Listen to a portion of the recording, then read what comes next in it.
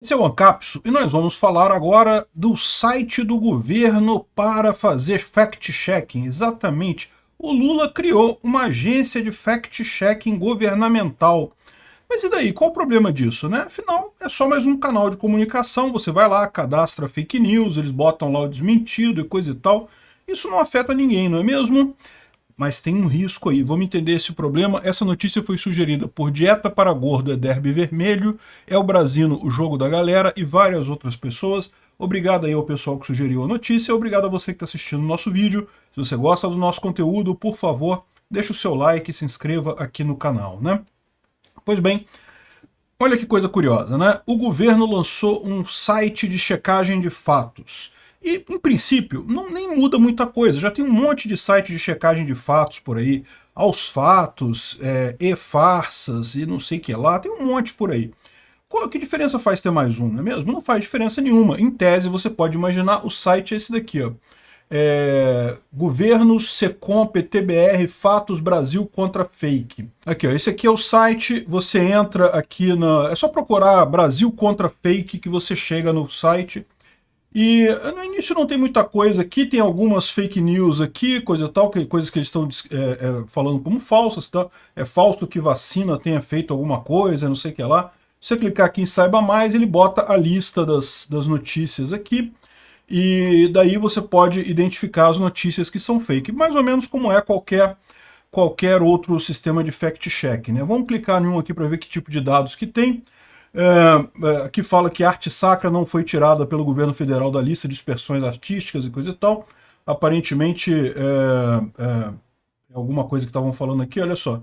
Em nota oficial, o MINC elucidou que na nova regulamentação, a arte sacra apenas deixou de ser um segmento à parte e voltou a ser contemplado enquanto gênero artístico.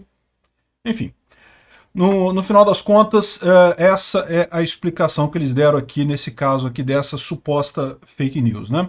E veja, em princípio, eu aplico a isso daqui o mesmo critério que eu aplico aos fatos e às outras agências de fact-checking, que, em princípio, isso daqui também é liberdade de expressão.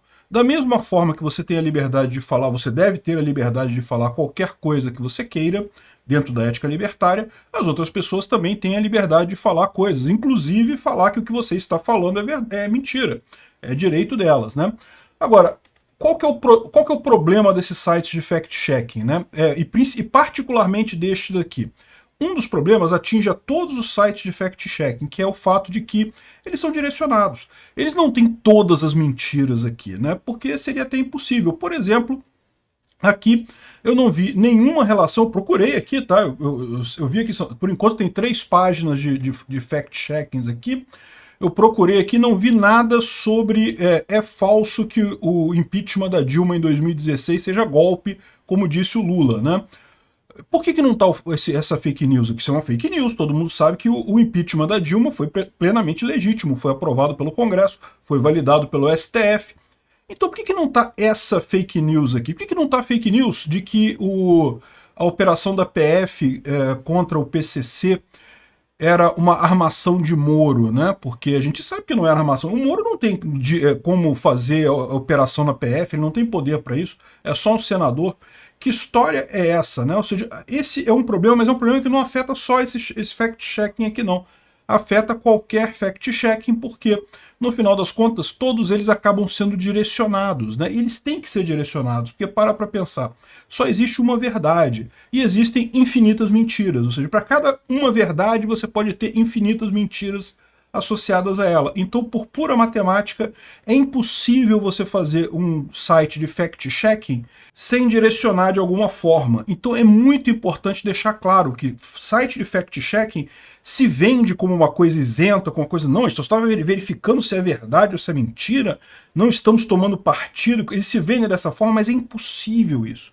De forma, por pura matemática, eles vão acabar selecionando os casos que interessam a linha editorial deles e daí vão acabar explicitando essa linha editorial. Então aqui no caso do site do governo, eles não falam as mentiras ditas pelo Lula. Olha que coisa. Eu sou capaz de apostar que se buscar aqui vai achar alguma coisa falada pelo Bolsonaro ou por algum apoiador do Bolsonaro, mas as fake news faladas pelo Lula não estão aqui nesse site, né?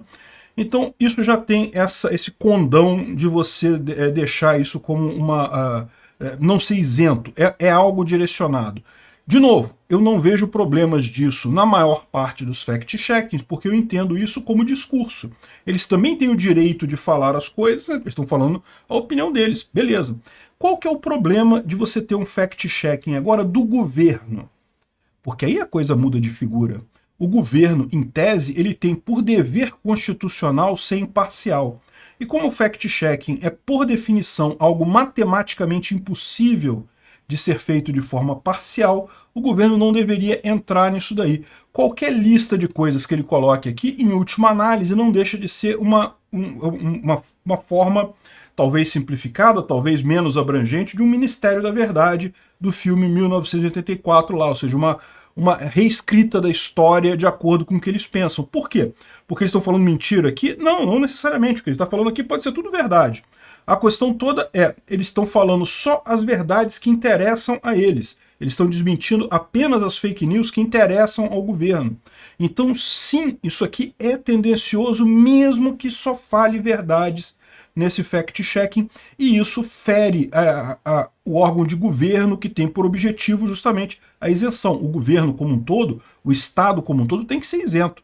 O Lula não é presidente só dos petistas, não é presidente só do pessoal da esquerda. Ele, em tese, pela Constituição, ele é presidente de todos os brasileiros. Então, embora a gente saiba que existe, lógico, essa distinção na sociedade, ele não pode governar para um lado só. Isso é, inclusive, crime de responsabilidade e pode levar a impeachment, né? Enfim, mas tem um outro problema nessa história aqui que é ainda pior, que é o seguinte. Enquanto você tem um monte de fact-checkings privados, de novo, eu não vejo problema. É liberdade de expressão, eles estão falando as coisas ali, é direito deles falar o que eles acham. Agora, repara como é que você começa a ter aqui esse tipo de coisa. Flávio Dino, liberdade de expressão com responsabilidade, sem responsabilidade é crime. O problema disso daqui é que, bom, do ponto de vista da ética libertária, eu não preciso explicar para vocês, né? Não, liberdade de expressão, ponto final, acabou, não tem mais, não. Você pode falar qualquer coisa, literalmente, você só não pode ser obrigado a falar algo de outra pessoa, você só fala aquilo que você quiser, só ouve aquilo que você quiser, mas falar, você pode falar o que você quiser. Agora, o que ele fala aqui, que liberdade de expressão sem responsabilidade, na lei brasileira já é assim. Você já tem hoje, você pode falar o que você quiser, você não pode ser censurado no Brasil. Mas se, por exemplo, você falar algo contra alguém, acusar alguém de um crime, isso já é calúnia. Já tem crime para isso, não tem que mexer em nada. Isso já é um crime hoje na legislação brasileira, né? É um crime que eu, como libertário, não concordo. Crimes contra a honra não existem na ética libertária, mas na legislação brasileira eles existem e você já tem isso. Então, por que ele precisa dizer que tem que ter responsabilidade? Que história é essa, né? E a gente junta aqui com o Moraes dizendo que a regulação das redes, o modelo atual está falido, que não pode deixar as plataformas se autorregularem, coisa e tal, não pode deixar isso, elas têm que censurar de acordo com o governo.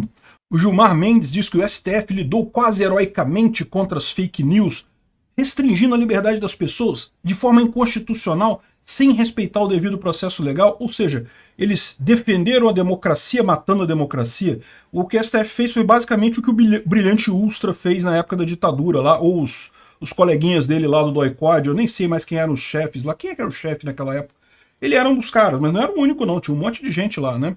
Enfim, esse pessoal podia dizer também, o Brilhante Ustra podia dizer que também que lutou quase heroicamente contra o comunismo na época, né? Olha só, você lutar pela democracia, matando o devido processo legal, é um erro. Você não pode alegar esse tipo de coisa. É completamente falso isso. Essa ideia de que esses arroubos autoritários do STF foram justificados porque era para defender a democracia é uma idiotice completa. Não, eles ultrapassaram o limite de propósito porque queriam. Porque liberdade de expressão por si só não muda nada. É verdade. Se você muda, passa para ação, se você faz como o pessoal do dia 8 de janeiro lá, aí é outra história. Você passou para ação, é outra história. O que eu defendo é liberdade de expressão. Liberdade de expressão tem que haver. E aí, o que eu falo? Esse é o problema. Por quê? No momento que você tem um fact-checking oficial do governo brasileiro, olha que coisa, né? Uma agência que de propósito é direcionada, uma coisa aqui que é direcionada necessariamente. Não tem um desmentido das besteiras, das fake news que o Lula falou. Como bem lembra o pessoal da Oeste aqui, o Lula chegou a ser punido por fake news durante a campanha. E aposto que essas fake news do Lula durante a campanha não estão aqui também não. Então no momento que você tem isso, você passa a ter uma base dentro do governo para fazer justamente a regulamentação que quer o Gilmar Mendes e o Moraes. E aí esse é que é o risco. O meu medo é esse, né? Eu já acho esse site um absurdo do ponto de vista legal, do ponto de vista da ética libertária nem preciso dizer, porque o site do governo já é antiético por definição, mas mesmo na legislação brasileira já seria ilegítimo e inconstitucional esse site, mas o pior é isso, é o futuro disso daí. Porque a gente já está vendo aqui que o pessoal está querendo mudar a questão da autorregulamentação, né? Aqui o Facebook e o Google concordam sobre autorregulação das redes. Aqui, ó, em audiência, Facebook e Google rejeitam regulamentação das redes sociais. Por que tá duas coisas diferentes? Porque lembra, uma coisa é a autorregulação, é o que já tem hoje. O Facebook tem as regras dele, o YouTube tem a regra dele, e além disso, se a justiça emitir um mandato, eles tiram a coisa do ar. Mas para eles tirarem é de acordo com as regras dele. E o que o STF quer mais do que isso. Ele quer que o governo determine as regras. E adivinha o que ele vai fazer? Ele vai apontar para isso daqui e vai falar, ó, se tiver alguma coisa contrária a isso daqui, é fake news e não pode. Pronto, se criou o Ministério da Verdade. O que o governo do PT escrever nesse troço aqui passa a ser milagrosamente verdade, não importa, ninguém mais pode falar o contrário. A gente se equiparou à ditadura chinesa, as piores ditaduras do mundo. Então esse site aqui é ruim, é inconstitucional, é crime de responsabilidade, mas pode ser muito pior do que isso, pode acabar numa situação muito pior do que isso no final das contas, né? Aqui, ó.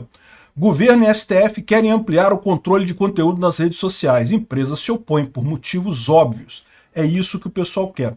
Parece que essa daqui foi a primeira fase de discussão em que foi basicamente as partes falarem. Agora, os cosplay de Batman lá do STF vão decidir o que vai ser essa regulamentação. Eu tô com medo. Eu tô achando que isso aqui tá caminhando para um regime ditatorial muito forte. E só vai sobreviver, a gente só vai ter liberdade para falar as coisas em redes que não tenham escritório no Brasil. A verdade vai ser essa. Obrigado por assistir o vídeo até o final. Além de curtir, compartilhar e se inscrever no canal, considere se tornar patrocinador com valores a partir de R$ 1,99. Clique no botão Seja Membro abaixo para saber as condições e vantagens de patrocinar o canal. Mais informações sobre o nosso projeto, visite nossos sites indicados na tela.